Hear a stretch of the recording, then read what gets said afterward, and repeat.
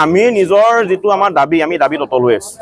আমাৰ প্ৰথম দাবীটো হৈছে যে আৰু এজন মূল অভিযুক্তক গ্ৰেপ্তাৰ কৰা নাই, অজয় লাহটিক প্ৰথম গ্ৰেপ্তাৰ কৰিব লাগিব।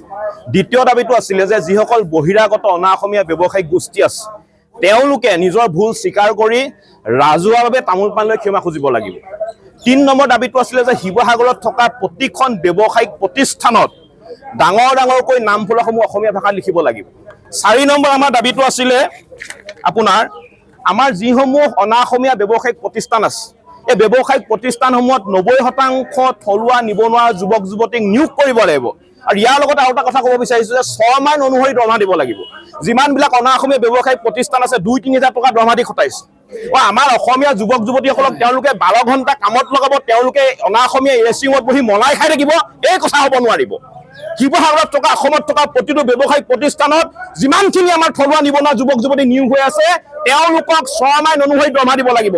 আৰু যদি কোনোবাই 6 মাহ উলংঘা কৰে তেনেকুৱা অনা অসমীয়া ব্যৱসায়িক কিন্তু আমি ৰাজপথত কাণত ধৰাবলৈ আমি বাধ্য হ'ম, কাৰণ বাৰে বাৰে আমি সহ্য কৰি নাথাকো। আৰু আমাৰ মূল দাবীটো হৈছে আমি কৈছো যে শিৱসাগৰত বা অসমত অনা অসমীয়া যাতে অনাদিয়ে অনন্ত কাললৈ কোনো কাৰণতে যাতে অসমীয়া মানুহৰ ভূমি ক্ৰয় কৰিব নোৱাৰে তাৰ এটা ব্যৱস্থা গ্ৰহণ কৰিব লাগিব।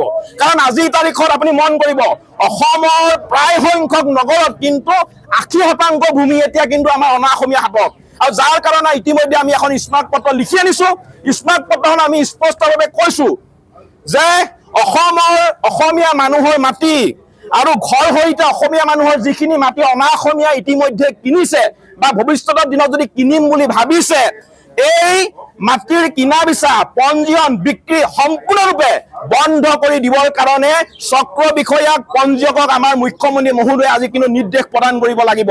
আমি স্মাৰকখন পত্ৰখনে স্পষ্টভাৱে কৈছো যে এখন নিৰ্দিষ্ট ভূমি আইন আমাৰ অসমৰ কাৰণে লাগিব।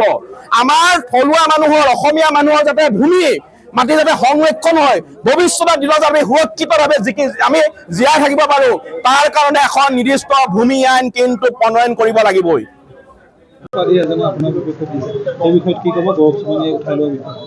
চাওক, এইটো অসমৰ থলগিৰি খিলঞ্জীয়া জনগণৰ স্বতঃস্ফূৰ্ত জাগৰণৰ জয়। এই জয় প্ৰত্যেক দল সংগঠনৰ জয়। এই জয় অসমৰ খিলঞ্জীয়া শিৱসাগৰ থলগিৰি জনতাৰ জয়।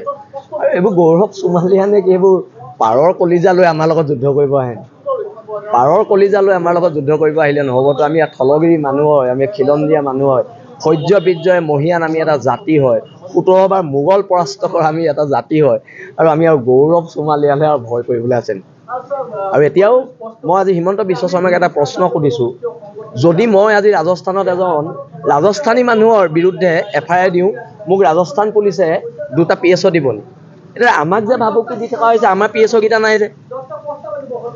নিৰাপত্তা দায়িত্ব অকল মাৰোৱাৰীখিনিৰ, আমাৰ খিলঞ্জীয়া ভূমিপুত্ৰ মানুহৰ নিৰাপত্তাৰ দায়িত্ব হিমন্ত বিশ্ব শৰ্মাই ল'বনে নলয় তাক লৈ প্ৰশ্ন আছে। অসমৰ গৃহ বিভাগে ল'বনে নলয় প্ৰশ্ন আছে। GP সিং ডাঙৰীয়াই আমাৰ নিৰাপত্তাৰ দায়িত্ব ল'বনে নলয় তাক লৈ প্ৰশ্ন আছে। আমি যুঁজৰ কুকুৰা যুঁজতে মৰি যাম, কিন্তু সংগ্ৰামৰ যি ধাৰা এই ধাৰা অব্যাহত থাকিব। আচ্ছা, শিৱসাগৰ জিলাৰ থলগিৰি জনতাৰ স্থিতি স্পষ্ট। আমাৰ যি আচলতে 30 জনৰ জাতি জনগোষ্ঠীয় সংগঠনবিলাকে 10টাকৈ আচলতে প্ৰস্তাৱ গ্ৰহণ কৰা হৈছিল, সেই প্ৰস্তাৱত আমি অলৰচৰ হৈ আছো। আমাৰ কথা স্পষ্ট যে আপোনালোকে দেখিব যে শিৱসাগৰত যিমানবোৰ দোকান আছে দোকানবিলাকত যদি আপোনালোকে লক্ষ্য কৰে তাৰ হৰ্ডিংবিলাকত ডাঙৰ হৰপৰে আচলতে ইংৰাজীত তেওঁলোকে হৰ্ডিংবিলাক লিখি ৰাখিছে। অসমীয়া ভাষাত যদি ক'ৰবাত আছে সৰুকৈ লিখিছে, কিন্তু ইংৰাজীত ডাঙৰকৈ লিখা আছে, কিন্তু সেইবিলাক এতিয়াৰ পৰা নহ'ব। আমি স্পষ্ট কৈ দিছোঁ যে এই হৰ্ডিংবিলাক যদি অনতি পলমে তাৰ পৰা আঁতৰাই নিনিয়ে তেতিয়াহ'লে আমাৰ ল'ৰাবিলাকে কিন্তু সেই হৰ্ডিং ভাঙি দিব, তাত ক'লা ৰং সানি দিব, তাৰপিছত কিন্তু আমাৰ দল সংগঠনক জগৰীয়া কৰিলে নহ'ব। আৰু এটা কথা স্পষ্ট কৰি দিব খুজিছোঁ যে ভূমিৰ অধিকাৰটো আমাৰ খিলঞ্জীয়া মানুহক লাগিব। আমি কৈছোঁ যে অনা অসমীয়া খিলঞ্জীয়া লোকসকলে খিলঞ্জীয়াৰ ভূমি অনা অসমীয়া হাতলৈ যাতে হস্তান্তৰিত নহয় তাৰ এক ব্যৱস্থা চৰকাৰখনে কৰিব লাগিব। আমি কৈছোঁ যে 90% আমাৰ থলুৱা লোকে 90% লোকে বহিৰাগত ব্যৱসায়ী যি ব্যৱসায়িক প্ৰতিষ্ঠান আছে ব্যৱসায়িক প্ৰতিষ্ঠানবিলাকত নিযুক্তি স্থাপন কৰিব লাগিব। গতিকে এই বিষয়বিলাক আছে। আলোচনা যিয়ে নহওক, আজি শিক্ষামন্ত্ৰী ডাঙৰীয়া শিৱসাগৰ জিলাৰ অভিভাৱক মন্ত্ৰী ডাঙৰীয়া আমাৰ মাজলৈ আহিছে, কিন্তু আলোচনা যিয়েই নহওক, আলোচনা যাৰ লগতেই নহওক, আমাৰ যি দাবী, আমাৰ যি প্ৰস্তাৱ, আমাৰ যি সিদ্ধান্ত, খিলঞ্জীয়া ৰাইজৰ অস্তিত্ব ৰক্ষাৰ স্বাৰ্থত যি সিদ্ধান্ত, অসমীয়া প্ৰভুত্ব ৰক্ষাৰ স্বাৰ্থত যি সিদ্ধান্ত, এই সিদ্ধান্তত আমি অলৰচৰ হৈ আছো, দৃঢ় হৈ আছো। যিকোনো আলোচনাৰ যিকোনো আলোচনাৰ উত্তৰ মাত্ৰ এটাই হ'ব লাগিব, সেইটো হ'ল অসমীয়াৰ প্ৰভুত্ব। আজি আমি সদৌ অসম সংখ্যালঘু ছাত্ৰ ইউনিয়ন চুমকা আমচুৰ কেন্দ্ৰীয় সমিতিৰ নিৰ্দেশ মৰ্মে অসমৰ অন্যান্য জিলা সমিতিৰ উদ্যোগত আমি উত্তৰ হামৰা মহকুমা ডেপুটি কাৰ্যালয়ৰ সন্মুখত উত্তৰ হামৰা জিলা আমচুৰ উদ্যোগত আজি 2 ঘণ্টা অৱস্থান ধৰ্মঘট কাৰ্যসূচী আমি এই নেৰানেপেৰা বৰষুণৰ মাজত আমি কৰিবলগীয়া হৈছে। আমি এইকাৰণেই কৰিছোঁ যে অসম চৰকাৰে বিভিন্ন ধৰণে ৰাইজৰ ওপৰত মাধমাৰ হতাব বিচাৰিছে। ইতিমধ্যে আপোনালোকে জানে যে অসমৰ বিভিন্ন জিলাত স্মাৰ্ট মিটাৰ প্ৰদান কৰি ৰাইজক মাধমাৰ হতোৱা হৈছে। য'ত পূৰ্বৰ বিল 50% আছিল আজি 100% তেখেতসকলে বৃদ্ধি কৰিছে, অৰ্থাৎ দুগুণ বৃদ্ধি কৰি তেখেতসকলে ৰাইজক যি মাধমাৰ হতাব বিচাৰিছে, ইয়াক এতিয়া সম্ভৱ নহয়। অনতিপলমে অসম চৰকাৰক এই স্মাৰ্ট মিটাৰ বাতিল কৰি পূৰ্বৰ মিটাৰ আমি বাহাল ৰাখিবলৈ আহ্বান জনাইছোঁ। লগতে আমাৰ আজি চাওক যে অসমত বিভিন্ন জিলাত গৰাখহনীয়াৰ কবলত পৰি বিভিন্ন স্তৰৰ ৰাইজৰ সৰ্বস্ব হেৰুৱাই তেখেতসকলে আজি ৰাজপথত থিতাপি ল'বলৈ বাধ্য হৈছে। এই মানুহখিনিক অনতিপলমে ভূমি প্ৰদান কৰি ভূমি আবণ্টন দি তেখেতলোকক পুনৰ সংস্থাপনৰ কাৰণে আমি দাবী উত্থাপন কৰিছোঁ। লগতে আমাৰ নগাঁও জিলাৰ দুজনকৈ মাছমৰীয়া বিগত কিছুদিন আগত আপোনালোকে জানে যে তেখেতসকলক শূন্য দূৰত্বৰ পৰা গুলিয়াই আমাৰ ফৰেষ্ট বিভাগৰ পৰা ফৰেষ্ট পুলিচে যি হত্যা কৰিলে, এই হত্যাযোগৰ উচিত তদন্ত কৰি উচিত বিচাৰ হ'ব লাগে। লগতে পৰিয়ালবৰ্গলৈ এককালীন 10 লাখ টকাৰ আৰ্থিক ক্ষতিপূৰণ চৰকাৰে দিব লাগে। আৰু এই বিভিন্ন জিলাত ৰিচেণ্ট হৈ যোৱা বানপানীৰ কবলত বিভিন্ন ধৰণৰ ৰাস্তা ঘাট ভাঙি ছিঙি গৈছে। আমাৰ ছাত্ৰ ছাত্ৰীসকলৰ অহা যোৱা কৰাৰ বাবে বিশেষ অসুবিধাৰ সন্মুখীন হৈছে। অনতিপলমে এই ৰাস্তা ঘাটসমূহ মেৰামতি কৰিব লাগে। আৰু উচ্ছেদৰ নামত কেৱল দেখা গৈছে যে মুখ্যমন্ত্ৰীৰ গাদীত থকা হেমন্ত বিশ্ব শৰ্মা ডাঙৰীয়াই বিগত দিনত আমি প্ৰত্যক্ষ কৰিছোঁ যে কেৱল সংখ্যালঘু শ্ৰেণীৰ তেখেতসকলে টাৰ্গেট কৰি লৈ বিভিন্ন স্থানত উচ্ছেদ কৰা পৰিলক্ষিত হৈছে। কিন্তু বুনিয়া গোষ্ঠী বিভিন্ন ধৰণৰ ব্যক্তিগত কোম্পানীক তেখেতসকলে মাটি গতাই দিবলৈ তেখেতসকলে তৎপৰ হৈ পৰিছে। গতিকে বিগত অনাগত দিনত উচ্ছেদ কৰক, কিন্তু উচ্ছেদৰ আমি বিৰোধী নহয়, কিন্তু উপযুক্ত ভাৰতীয় নাগৰিকক ক্ষতিপূৰণ দিয়াকৈ তেখেতসকলে যাতে উচ্ছেদ কৰে তাৰ কাৰণে আমি চৰকাৰক দাবী জনাইছোঁ।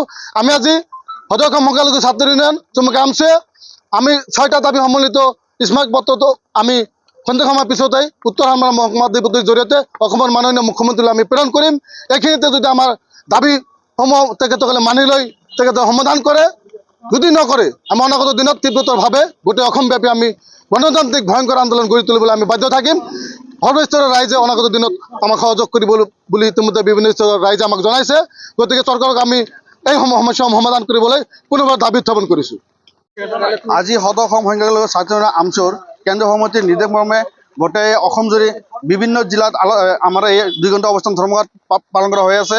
তাৰ লগতে আমি উত্তৰ হামৰা জিলা সমিতিও আমি উত্তৰ হামৰা মহকুমা অফিচৰ সন্মুখত 2 ঘণ্টা অৱস্থান ধৰ্মঘট পালন কৰি আছোঁ। আমাৰ দাবীসমূহ যেনে চাওক যে স্মাৰ্ট মিটাৰ বন্ধ কৰিব লাগে, তাৰপিছত আগৰ যিবিলাক মিটাৰ আছিলে সেই মিটাৰ বাহাল কৰিব লাগে। এই স্মাৰ্ট মিটাৰে আমাৰ সাধাৰণ ৰাইজক পইচা লুটি চৰকাৰে শেষ কৰি দিছে। য'ত নেকি বিল আহিছিল আগত 300 টকা 400 টকা, এতিয়া আহিছে 2000 5000 টকা আহে। এই মিটাৰ অতি শীঘ্ৰে বন্ধ কৰি অনাগত আগৰ যি মিটাৰ আছিলে সেই মিটাৰ বাহাল ৰাখিব লাগে।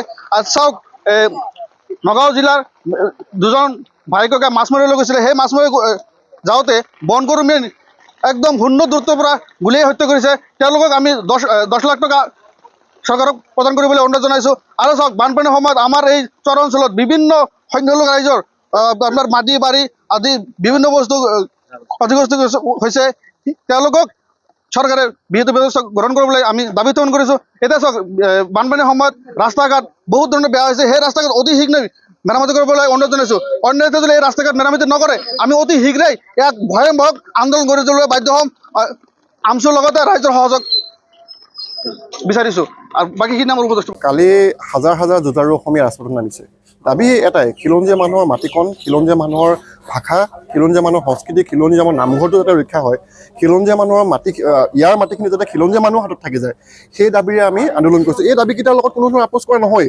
আৰু এটা আপোনালোকৰ মাধ্যমৰ যোগেদি ক'ব বিচাৰিছোঁ এই যে কিছুদিনৰ পৰা এটা প্ৰতিক্ৰিয়াল সাম্প্ৰদায়িক শক্তিয়ে এই অনা অসমীয়া মানুহবিলাকৰ মাজত সোমাই পিনি খিলঞ্জীয়া বিৰোধী কিছু স্থিতি গ্ৰহণ কৰিছে। আপোনালোকে চাওক, জ্যোতিপ্ৰসাদ আগৰৱালা আমাৰ প্ৰথম হাৰি অসমীয়া, যিসকলে এই মাটিৰ পানী গ্ৰহণ কৰি ইয়াতে থাকি যাম বুলি তেওঁলোকে নিজকে ঠিক কৰিছে, তেওঁলোক অসমীয়া মানুহ হয়।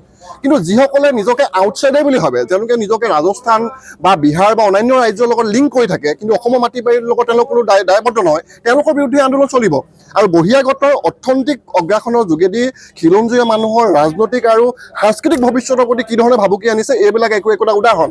আৰু আমাৰ মাননীয় মুখ্যমন্ত্ৰী ডাঙৰীয়ে সাংবিধানিক পদত থাকি পিনি একেবাৰে অসাংবিধানিক কথা কয় যে মুছলমানে হিন্দু মাটি কিনিব নোৱাৰিব। এইটো অসাংবিধানিক কথা, কিন্তু সংবিধানে কিন্তু নিৰ্দেশনা দিছে যে যিকোনো খিলঞ্জীয়া মানুহৰ মাটিকণ, খিলঞ্জীয়া মানুহৰ ৰাজনৈতিক অৰ্থনৈতিক অস্তিত্ব ৰক্ষাৰ কাৰণে কিছুমান স্পেচিফিক নিৰ্দেশনা দিছে। নাগালেণ্ড তাৰ উদাহৰণ।